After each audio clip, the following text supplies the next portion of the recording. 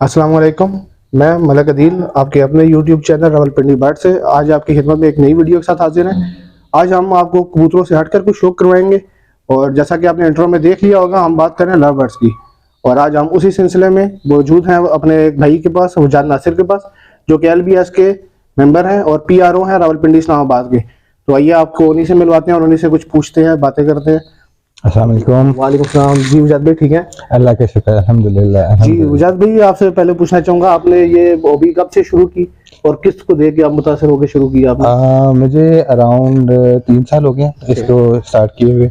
ठीक है, during corona मैं अपने लिए कुछ बर्ड्स वगैरह का परचेज करके लाया था, बस उधर से ही फिर वीडियोस की तरफ आ गया। कुछ बड़े बड़े हमारे माशाल्लाह भाई हैं जो कि लव बर्ड्स के ऊपर ऑलरेडी वर्किंग कर रहे थे, तो उनकी वीडियो से फिर आहिस्ता आहिस्ता आहिस्ता ये शौक बढ़ता हुआ, तो माशाल्लाह आज अब यहाँ पे खड़े हुए हैं। और वजाद भाई, आपने शुरुआत कितने पेड़ से की थी और कौन से पेड़ से शुरू की थी?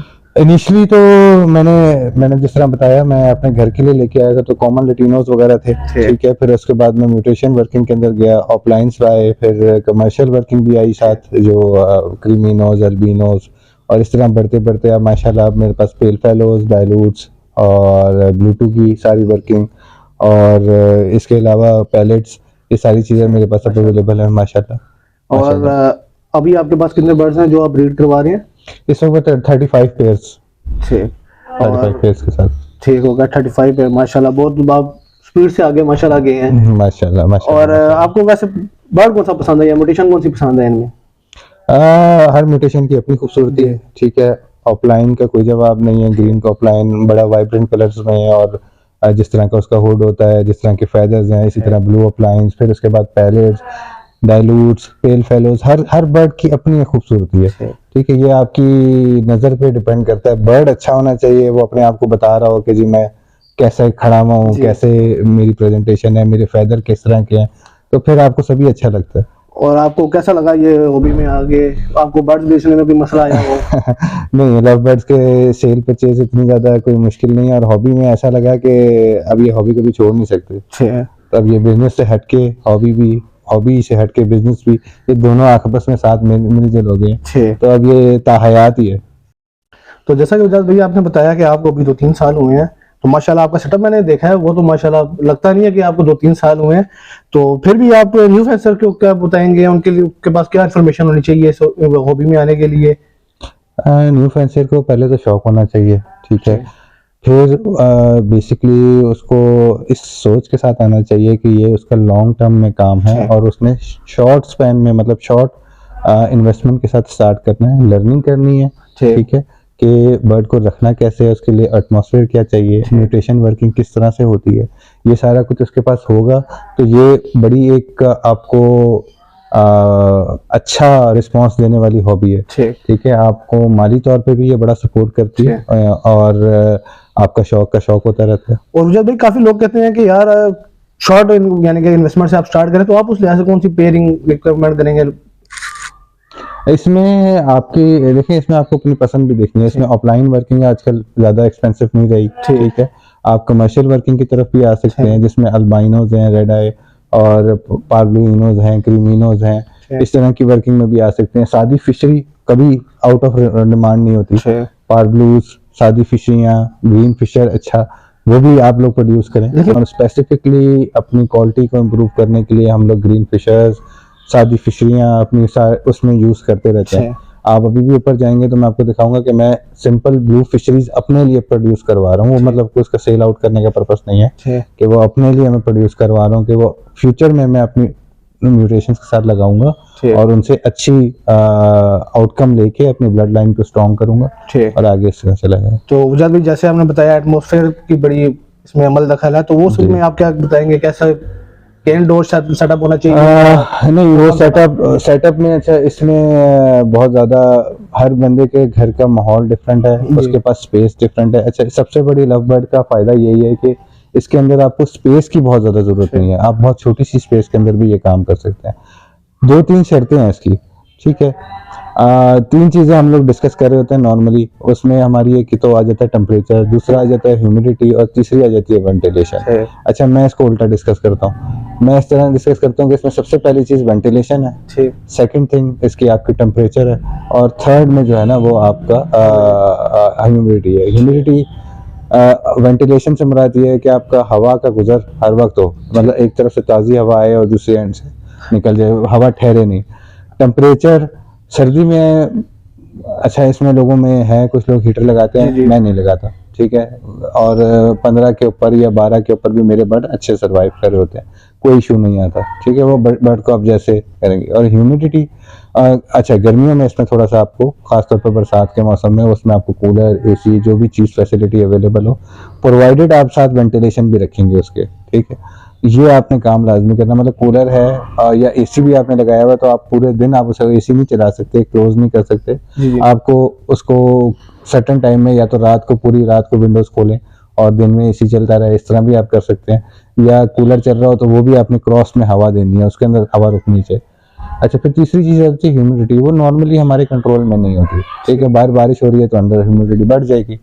तो ये 3-4 चीज़ें एटमॉस्फेयर के अंदर हैं। और सफाई का ख्याल और साफ़ पानी। मैं हमेशा सबसे इम्पोर्टेंट, आपकी तमाम मेडिसिन से, तमाम माहौल से सबसे अच्छा, सबसे ज़रूरी चीज़ अपने बर्ड को अगर आपने बचाना है, साफ़ पानी। मैं खुद जो है वो मिनरल वाटर यूज़ करवाता हूँ। ठीक। और लेकिन उसका आउटकम मुझे किस तरह से होता है कि अगर वो मेरी 200 रुपये की बोतल पड़ती है, तो साल में अगर मैं महीने में 2 बोतलें भी यूज़ कर लेता हूँ या 3 भी यूज़ कर लेता हूँ, तो 700-800 रुपये, या साल में आप लगा लें जी 12,000 रुपये का मैं पानी यूज़ करवा लेता हूँ। लेकिन क्योंकि एक बर्ड ही अगर उसमें से एक्सपायर हो जाए, तो सम आपने देखा है कि हाँ। बर्ड जो है वो है ही 3-3 लाख रुपए के, तो आप फिर वो आपकी 12,000 रुपये की बचत किधर चलेगी। तो मैं आपको, ये सबसे ज़्यादा इंपॉर्टेंट है कि इसमें आपने पानी बहुत साफ यूज़ करना है, अच्छे से अच्छा जो कर सकते हैं वो आप करें। और ये म्यूटेशन कितने टाइप्स की होती हैं और इनका बिहेवियर वगैरह? म्यूटेशंस तो बहुत सारी हैं। ठीक। अगर आप हमें पाकिस्तान में देख लें तो हम लोग तो 2 तरह की म्यूटेशंस पे ज़्यादा काम कर रहे हैं। एक होती है सेक्स लिंक्ड, एक ठीक। होती है रिसेसिव। सेक्स लिंक्ड में मेल, जिसमें आपके ऑफलाइन, पैलेट, पेल, ये तीन तरह की म्यूटेशन ज़्यादा जो आजकल नज़र आ रही हैं वो हैं। और फिर जिस तरह आपकी रिसेसिव हैं, वो आपकी इनोजीन, जिस तरह अल्बाइनोज वगैरह हैं। फिर उसके बाद आपके पेल फेलोज, फेलोज में जितने bird, done fellows, brown fellows, any bird, वो सारे आपके उस तरफ चले जाते हैं, ठीक। ठीक है। तो वो आपके रिसेसिव में आ जाती हैं। तो जो मेनली ये 2 तरह की हैं, उसमें फिर आगे आपके मतलब मुख्तलिफ टाइप के बर्ड्स हैं। तो रिसेसिव में ये होता है कि अगर आपने एक सिंपल फिशर को विजुअल बर्ड के साथ लगा दिया, लाइक पेल फेलो, आपके तमाम जितने आने वाले मेल या फीमेल बच्चे, सारे के सारे वो जीन कैरी करेंगे। सेक्स लिंक में आपके मेल की इंपॉर्टेंस है, और अगर वो विजुअल फीमेल नहीं है तो उसके अंदर वो जीन कैरी नहीं होगी। तो ये 2 तरह की, ज़्यादा आप अगर इसको करें तो इस पे आप फोकस कर सकते हैं। ये समझने के लिए सबसे ज़रूरी ये 2 चीज़ें। तो वजद भाई, आप कौन सी म्यूटेशन पे ज़्यादा वर्किंग कर रहे हैं? यार म्यूटेशन तो माशाल्लाह मेरे पास सारी लगी हुई हैं। पैलेट्स मेरे पास हैं। मेरी ज़्यादा जो आप कह लें कि वजह शोहरत है ना, वो ब्लूटूथ अल्बिनोज है, माशाल्लाह। ठीक है। ब्लूटूथ के ऊपर मेरी बहुत वर्किंग है। और उसमें इनोजीन में भी हैं, ऑफलाइंस में भी हैं। अब इस साल इंशाल्लाह ऑफलाइन पेल फेलोज में भी होंगे मेरे पास ब्लूटूथ। माशाल्लाह। उसके बाद मैं पैलेट्स में काम कर रहा हूँ। उसके बाद मेरे पास ऑफलाइंस भी हैं, कमर्शियल वर्किंग भी है, पेल फेलोज की वर्किंग भी है। और तो ऑलमोस्ट सब कुछ ही है। तो सब कुछ थोड़ा थोड़ा ठीक। लगाया हुआ है। तो अभी आप कुछ विजिट भी कराएंगे अपने बर्ड्स का? हाँ, इंशाल्लाह इंशाल्लाह।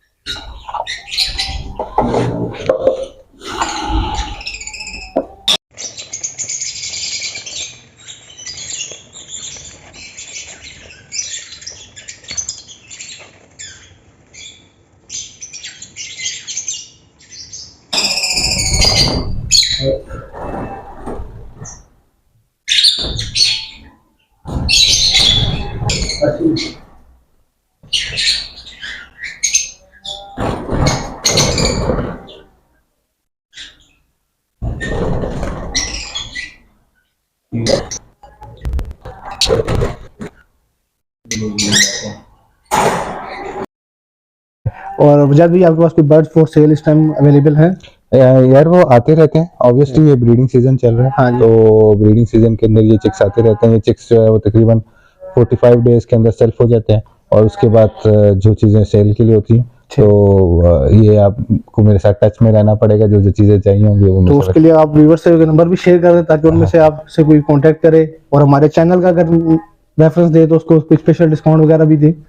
अच्छा, मेरा नंबर है 0312522922, और वजहात नासिर मेरा नाम है। अदील भाई के रेफरेंस से या पिंडी बर्ड्स के रेफरेंस से आप लोग आएंगे तो आपके लिए स्पेशल डिस्काउंट होगा।